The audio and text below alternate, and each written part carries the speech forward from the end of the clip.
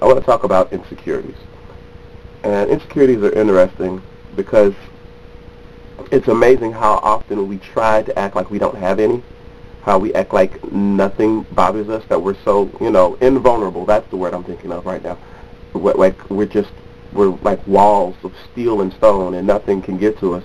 But, I mean, often our actions tell otherwise. You know, how we respond to certain situations, how we respond to certain people prove that we have insecurities. And it's like, it'd be an easier thing if we just acknowledged it, if we dealt with it, because sometimes insecurities hinder us from doing what we really want to do, and even more importantly, the things that we're supposed to do with our lives.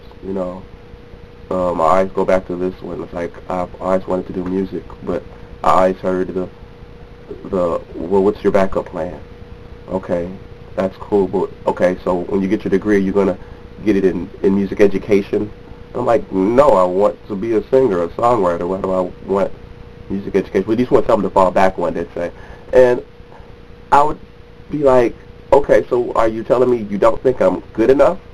And not necessarily that was what they were saying, because really that wasn't what they were saying, but in reality what it did is it tapped into my insecurity that maybe I wasn't good enough.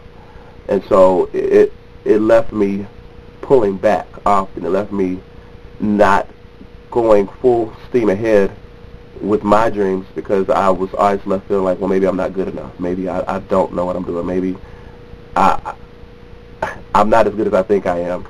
And it was only when I got to the point where it was like, okay, I do have a gift. Okay, I do have a talent, and I want to share it with people. I need to share it with other people. That it actually started to fall into place. And it's like that for so many parts of our lives. I think that insecurities can stop us from doing things. Insecurities can stop us from reaching out to people that might actually be a help to us, or even greater, we could be a help to them. But often we stop ourselves because of an insecurity or some issue that we're not quite ready to deal with.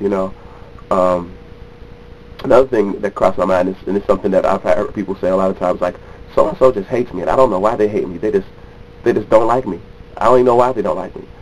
And what I've come to the realization of for myself, a lot of people who do not like me or just who seem uncomfortable around me, often I remind them of something that they're insecure about. I've come to the realization of, because I've met people who have made me feel like that, where it's like I don't really want to talk to them. I don't really want to be involved with them at all. And then it came to me later that the only reason why I don't want to be involved with them is because they remind me of parts of myself that I don't like.